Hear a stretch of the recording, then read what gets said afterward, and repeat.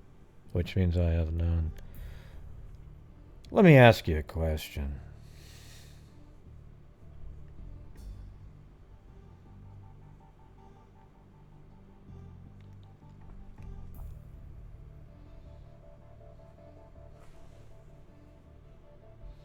Yeah, what does it got to do with anything we're talking about, Susanna? Let's see. Peace. No. Yeah, just yeah, I mean chocolate fudge, whatever you want. It's all good.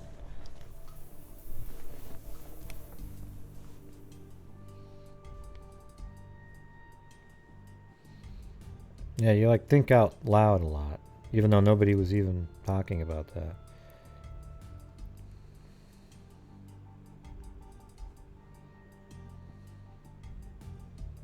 Right, Ruggy! Zoink!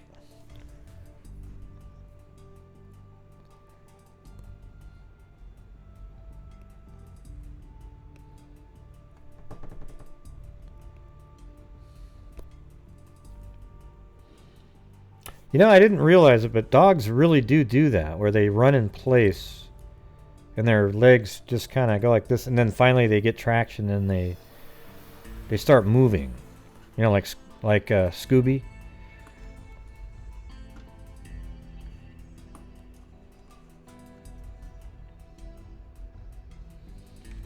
Yeah, I think Scooby, Casey Kasem did a lot of the voices for that.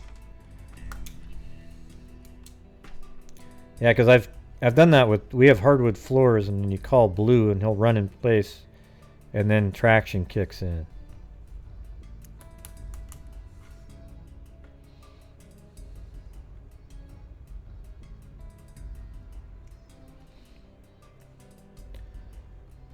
I think you should go risk the coronavirus, Brandy, and drive to the nearest 7-Eleven and buy a donut.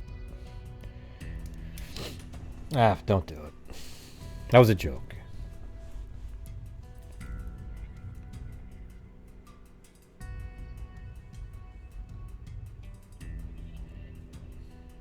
I think Scrappy, you know, he was the one. Scrappy's the kid, right? Or the whatever he was with the big Adam's apple. He did his voice.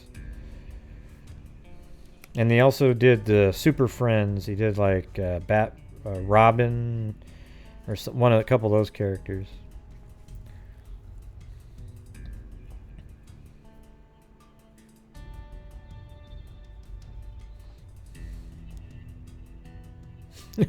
Well, good, Laura.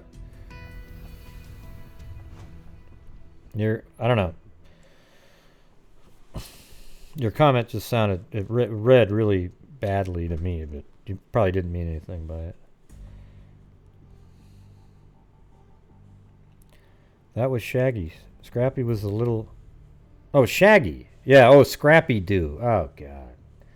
No, he did Shaggy's voice. Casey Kasem. Scrappy Doo. That was like later on. That's when they jumped the shark. Hey, you know what Scrappy Doo was? He was like on the Brady Bunch when that little kid joined the show at the end. It looked like John Denver's child. What was his name? Yeah, it's just you know the show. Yeah, Oliver. There you go. That's when you know the show's going downhill, right? As soon as you start putting in that shit.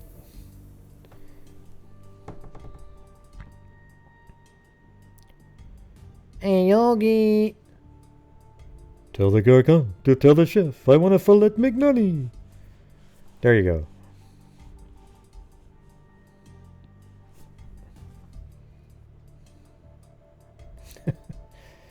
Yeah, you know I'm right on that one, Kit Kat, right? Like, come on. Scrappy Doo. Hey, you know what we really need? Is a little sort of sidekick for Scooby. Man, it's a cartoon, for God's sakes.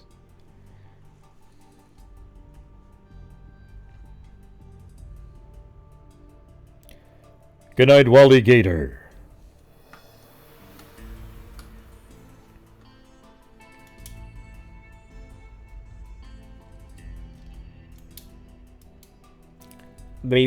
Oh, that's right. See, that was the Starbucks. Okay, what was the Starbucks? Remember Starbucks? Whatever the hell that show was. That little robot. What was the name of that thing again? That's the sound it made. It would go, I think I'm in love. Something like that. Somebody mentioned it earlier. It was the robot that was on...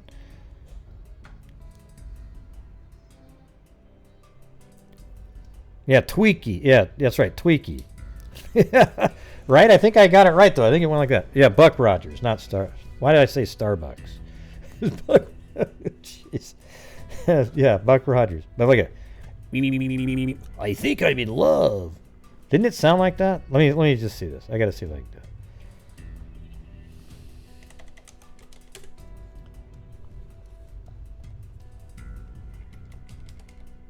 Yeah, Tweaky Buck Rogers. Here we go. When Buck Rogers debuted on... Something from the bar, sir? Hold the phone. Hey, I nailed it, man. Did you hear that? I nailed it. That was perfect. Look at this. I can't believe I remembered that shit. Listen. Phone. Hold the phone. See that? Hold the phone. I think I'm in love. I know he said that on one of the other episodes. Hold the phone. Booty, booty, booty. Wait, I think this is the one because there's a girl robot next to him. Hold on. Booty, booty. Booty, booty, booty.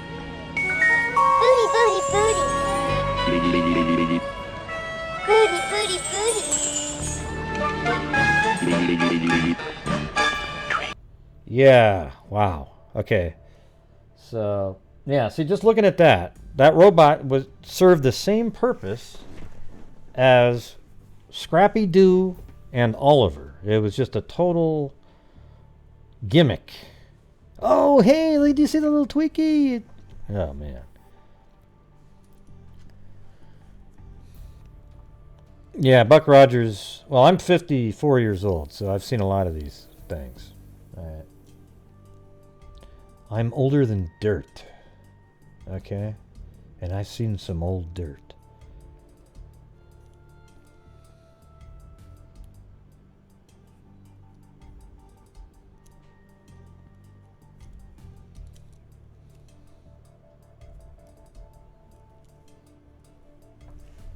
I think there was a Wild Wild West was a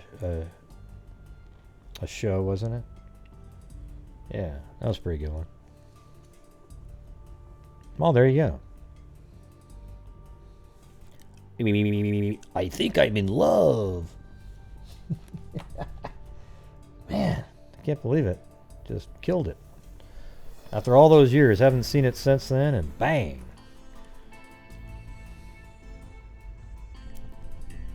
Claudia Neubauer, 65 years old, and allowing her husband to cut her hair during the coronavirus outbreak.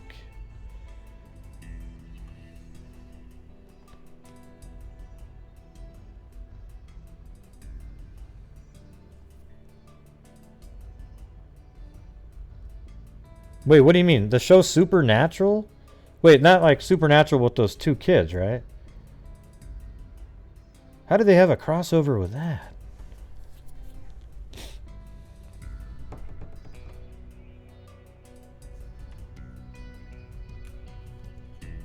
Yeah, Gomer and Shazam. Wonder Twin powers activate. Form of an ice bucket. Yeah, because there's a lot of ice buckets out there. I mean, how would your little power know what the hell an ice bucket was? Okay. And then form of an eagle. Oh, now the eagle carries the ice bucket. Yeah, I get their side of it. You know, her side where she'd say I'm an eagle or an animal, you know, that sort of get. But the one that the water guy, everything he said doesn't exist. The form of an ice jet plane.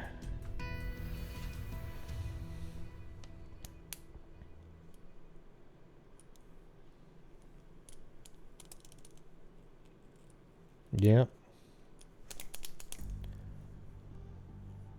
Battlestar Galactica was pretty good, though.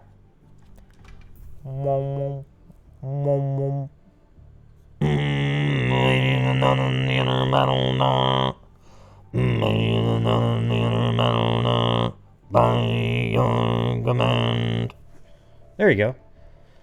Yeah, Gilligan's Island. Yeah, we've gone over that one. I've told you guys my least favorite episode ever, when I realized that even the professor was an idiot.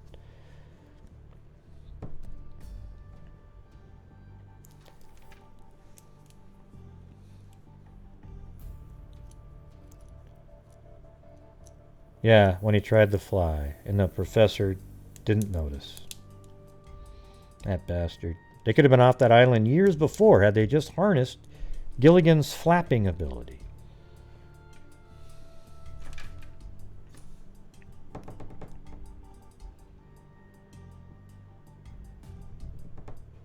Oh yeah, Clash of the Titans was good. I like that one.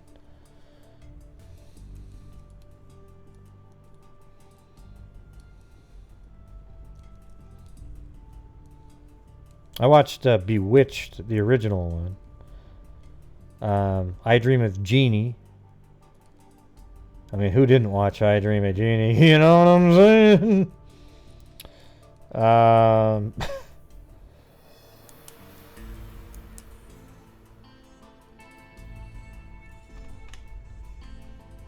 Yeah, Flintstones.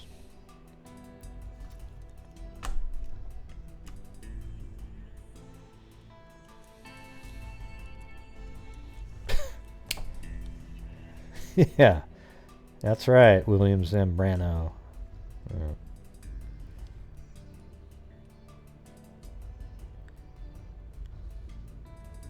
Yeah, I knew who you meant.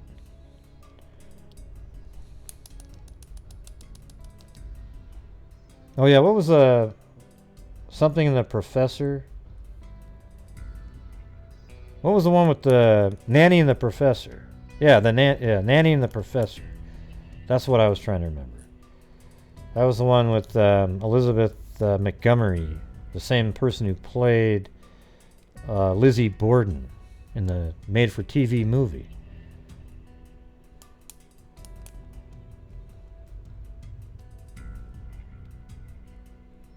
No, the Nanny and the Professor.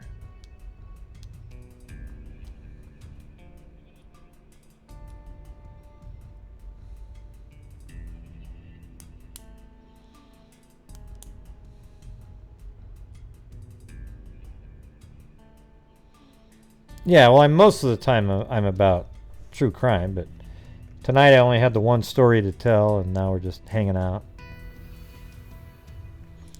Yeah, let me see the Nanny in the. Let me see. There, I know that show exists. Nanny and the Professor. I know it exists. Yeah, it's right there. See these images right here? I think that's Elizabeth Montgomery. Maybe that's not. No, that's not Elizabeth Montgomery.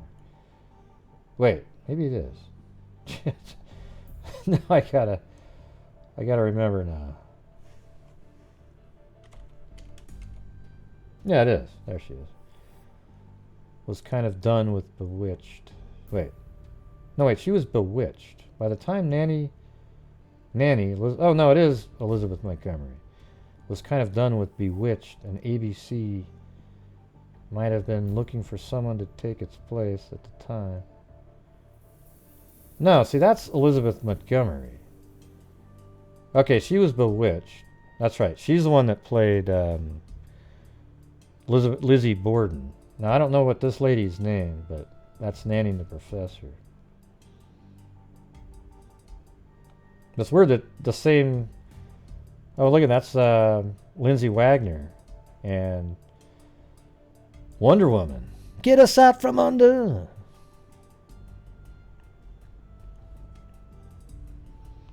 And there she is, a bionic woman.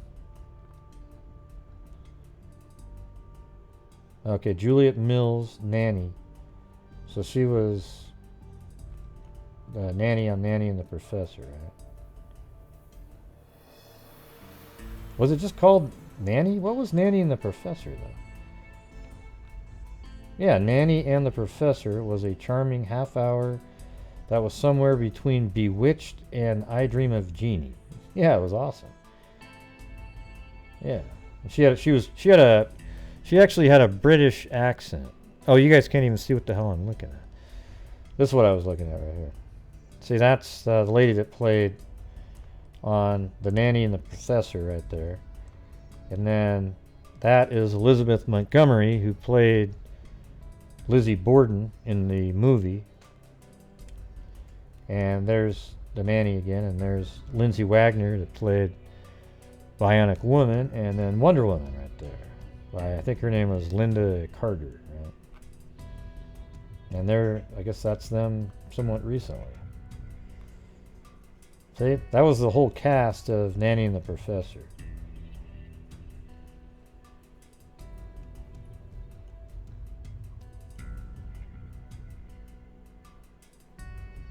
Oh, and there's Bonanza right there.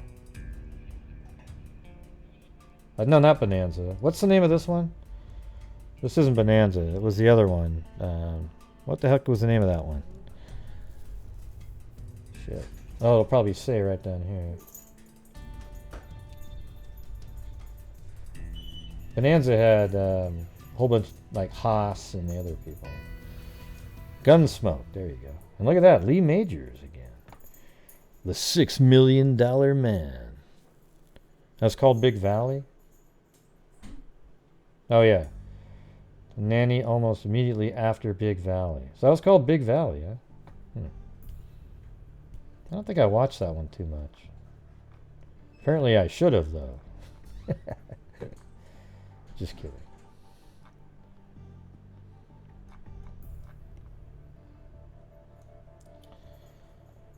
Anyways. Oh yeah, Highway to Heaven. That was a movie, wasn't it? That was a good one. With Warren Beatty. Or no, it's Heaven Can Wait, sorry. What's Highway to... Oh, Highway to Heaven's the one where Michael Landon... He was an angel, right? Going around. Okay. I remember that one. See? Now I'm remembering everything again. Right. I just said that. Yeah. You guys gotta wait wait 3 seconds, and then I'll say it, okay? Because I remember it. Yeah. Heaven Can Wait was good.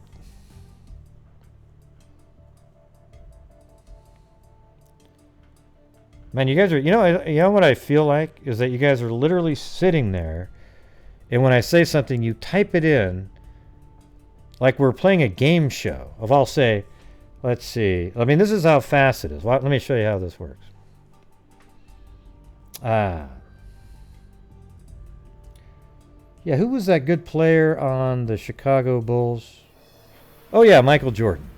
And everyone goes, Jordan, Jordan, Jordan, Jordan, Jordan, Jordan, Jordan. You know, it's like it just types it in like so quick. Like, I don't even know how you guys can type that quickly. You know, because I said Jordan.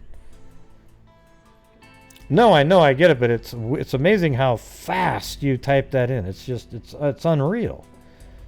It's like you guys are setting the world record. If I was you guys, I would be one of those people that does the call in to win a car thing. No, the time delay doesn't have anything to do with it. It has nothing to do with it at all, because that means you heard me say who is the player on the Chicago Bulls that was really good. And then I say Jordan within 3 seconds, but you've already typed Jordan in before, it's amazing. The delay doesn't matter because you're still hearing the full sentence at that same time.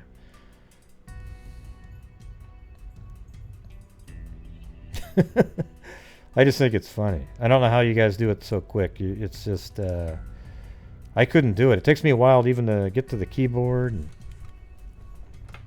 And half of you guys are using phones, right?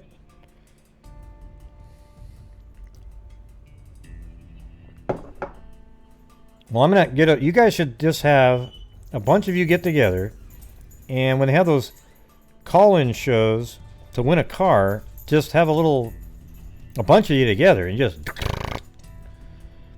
you're going to win it. Yeah, I don't know how you type in that fast on a phone.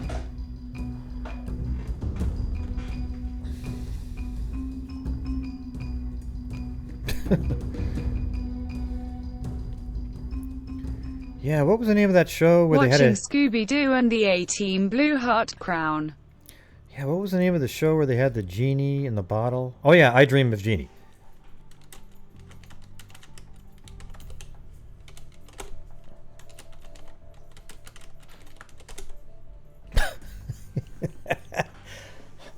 I can't even type it that fast myself. I even know what I'm going to say. It's amazing.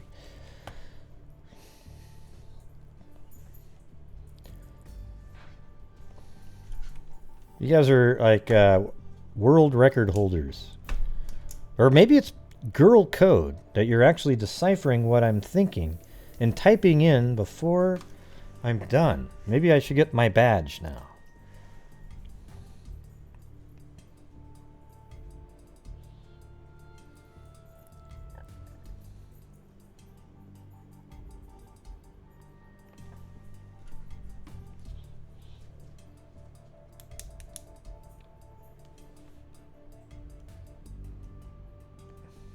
Well, cool.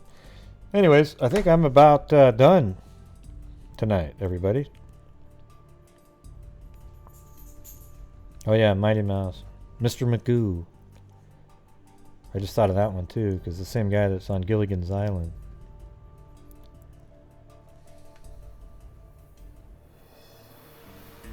And no, I wasn't saying that Mighty Mouse had Gilligan's Island people on it.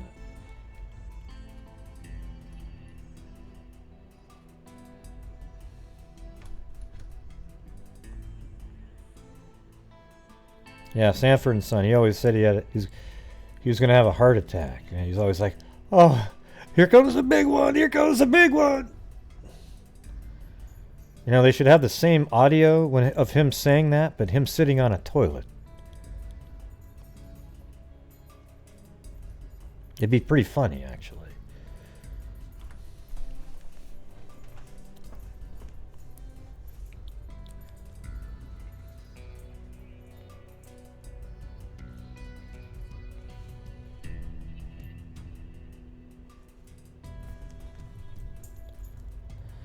Okay, all right, everybody. I think that's it. I might actually make a video of that case just to put it out there to have it.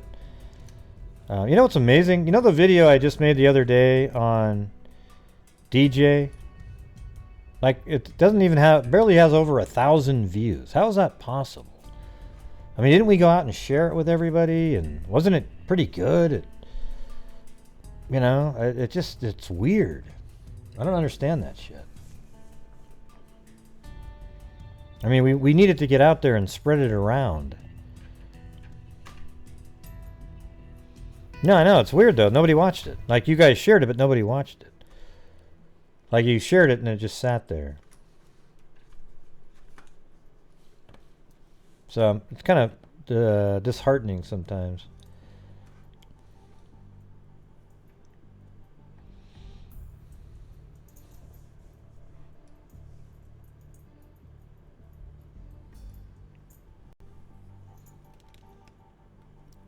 No, Kit Kat, I don't look at the clock when it says 12:34. I do see it when it says 12:37. Okay?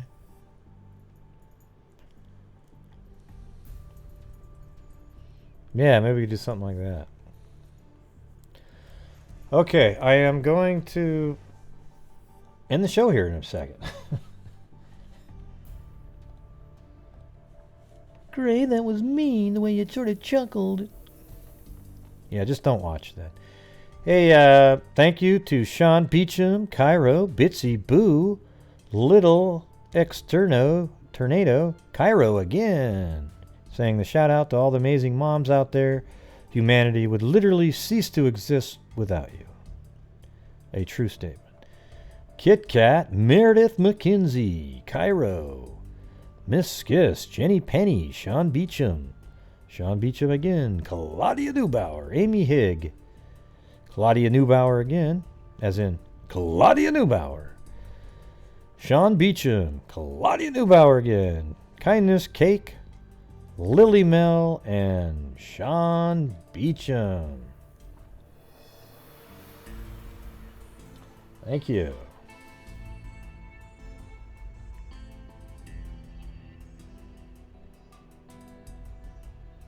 Yeah. Okay. Well, thank you guys very much for coming on the show tonight. And, you know, it's pretty disturbing initial case, but we were able to sort of have some fun after that. I was kind of, I was pretty much bummed out the whole day just thinking about that one. I don't know why. I usually don't have cases that do that to me at all. So, pretty crazy.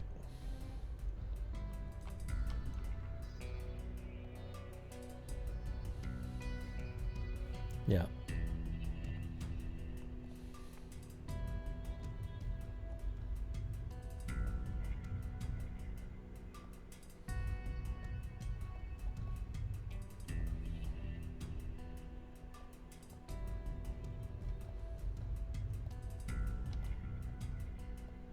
It's weird. See that different coloration?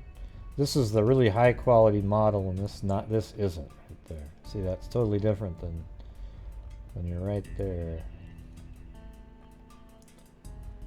Hey, we can be like Star Wars, where it goes into the valley there.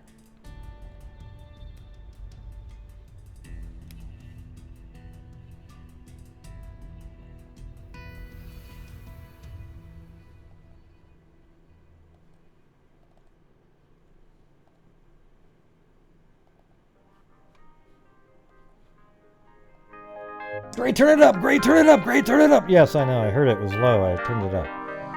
Here we go.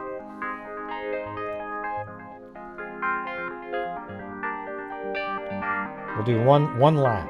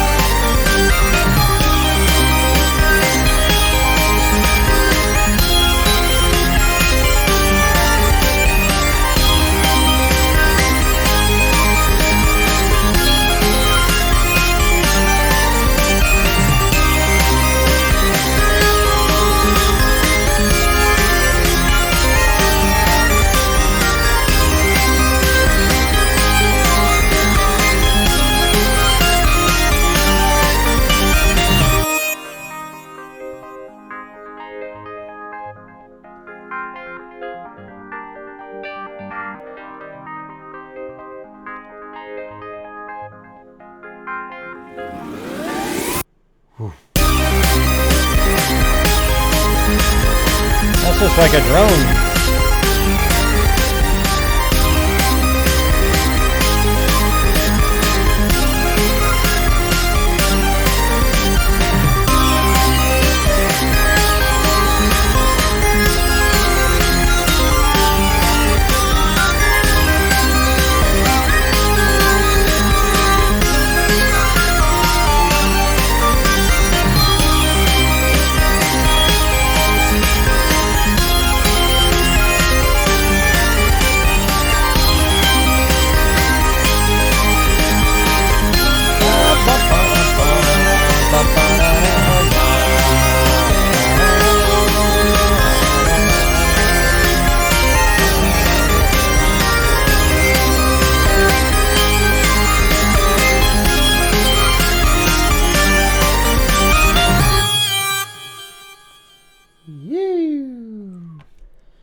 All right. Thank you all for showing up tonight and supporting the channel. Can I get one more? Yeah. Okay. Yeah. Okay. Thank you. Thanks. and supporting the channel and hanging out and watching, and you know, always feels good. It's like it's the freak family, man. You know what I'm saying? Yeah, we get in squabbles here and there, but at the end of the day, we're all friends, right? That's right. Use the hand sanitizer. Wash your hands with hand sanitizer. Cover your face when you go outside. Maintain social distancing. And you should be fine until we get a vaccine or some really good treatments out there. Alright, everybody, that is it. So, as I always say, everybody, until next time, be safe out there. 2, 3, 4.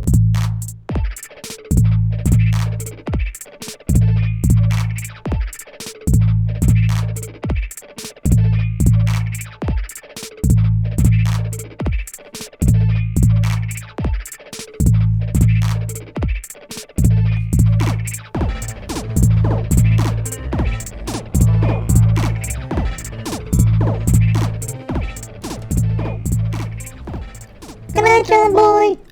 Good night, Mary Lou. Good night, Mary Lou. Oh, thank you. That first voice was really weird, though. I know, I kind of had something in my throat at that point. Okay, good night, John Boy. Good night, Mary Lou.